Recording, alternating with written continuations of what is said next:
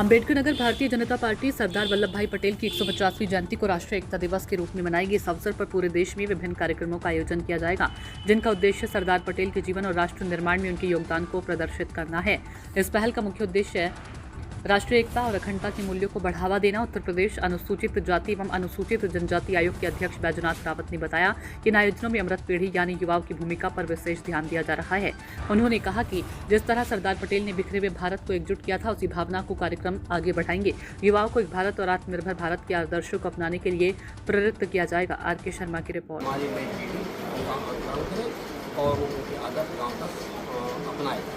ये अभियान कब तक चलेगा? ये 31 अक्टूबर 6 दिसंबर तक चलेगा और विभिन्न चरणों में गाँव-गाँव तक जन-जन तक पहुँचने का प्रयास किया जाएगा। क्या रूपरेखा है अभियान की? वह रूपरेखा कि हम लोग पहले पदयात्रा निकालेंगे। पदयात्रा 8-8 किलोमीटर की विधानसभा में और भारी संख्या में जन भागीदारी के माध्यम से स्कूली बच्चे और समाज के लोग सब लोग मिल करके पदयात्रा करेंगे और राष्ट्रीय झंडा हाथ में होगा। सरदार वल्लभ भाई पटेल जी के का जीवन बच्चे साथ में होगा और राष्ट्र गीत बजेंगे। लोगों को वहाँ पर जाकर के और उनके आदर्शों को बीच में रखेंगे। विपक्ष का एक आरोप है कि आपकी सरकार ने दलितों को छेड़ा है।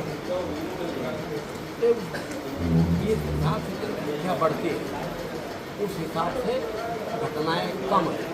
अब आपको जो ज़्यादा लगाव पीड़न का इसलिए हुआ है कि भारतीय जनता पार्टी सरकार में जो अपराध होते हैं मुकदमा लिख दिए जाते हैं और उन पर कार्रवाई होती है।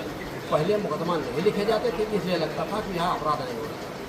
ST/SC के जो मुकदमे दर्ज होते हैं अमूमन ये होते हैं कि ज़्यादातर मुकदमे वापस ले लिए जाते हैं, तो इसके बारे में आयोग क्या करेगा? ज़्यादातर फर्जी होते हैं या फिर दर्ज हुए तो वापस हो गए किन्हीं कारणवश, तो क्या कोई रूपरेखा बनाए हैं किस तरीके से कार्रवाई न हो? बहुत पारदर्शी रूपरेखा है। आप लोगों को आप समाज में रहते हो, क्या झूठा क्या सच आपसे बेहतर हम नहीं बता सकते। जब मेरे कोर्ट पर जाता है तो पता चल जाता है कि भाई क्या झूठा क्या, जब सबूत नहीं मिल पाते हैं तो वो खारिज हो जाता है, क्योंकि मेडिकल का प्रमाण होना चाहिए। और उसके बाद कभी कभी फर्जी मेडिकल भी बन जाते हैं, चारों को कहना, लेकिन मेडिकल अगर बन गए और फोटो है तो केस दर्ज हो जाते हैं। अच्छा, फर्जी जो दर्ज हो रहे हैं फिर उनके खिलाफ भी कार्रवाई कराएंगे आवेदक के खिलाफ जो फर्जी कराते हैं? भैया 3 हिस्से हैं, जैसे लोकतंत्र में कि हमारा हिसाब भी हो, न्यायपालिका व्यवस्था। तो जब कार्यपालिका आप किसी ने एप्लीकेशन भी उसमें लिख दिया मुकदमा तो सही मान के लिखा होगा, और किसी ने कहा ये फर्जी हो गया तो ये विषय वहीं पर है। अदालत तो उसकी विवेचना जब सुनवाई करती है तो उसको लगता है कि गलत है, तब फायदे का 3-4 स्टेज है। मुकदमा का लिखा जाना, फिर सीओ के द्वारा विवेचना करना, उसके बाद फिर अदालत में जाकर के उसकी सुनवाई होना। तो 3 स्टेज है, 3 के बाद अपराधी का पता चलता है। लंबी प्रक्रिया जी। एक तरफ आप जो है सनातन का प्रचार प्रसार करना चाह रहे हैं, दूसरी तरफ सपा विधायक अम्बेडकर अवर से टिप्पणी करते हैं सनातन को, इस पर क्या? अब आप विद्वान लोग हो, मुंडे मुंडे मतिर भिंडे। अब भाई हर काल में रावण रहा, राम रहा, कंस रहा, कृष्ण भगवान रहे, तो हर तरह के विचार अलग अलग है ना।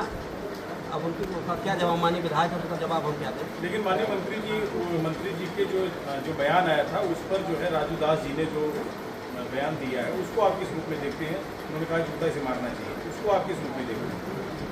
भाई हम अभद्र टिप्पणी हम समर्थन नहीं। ठीक है।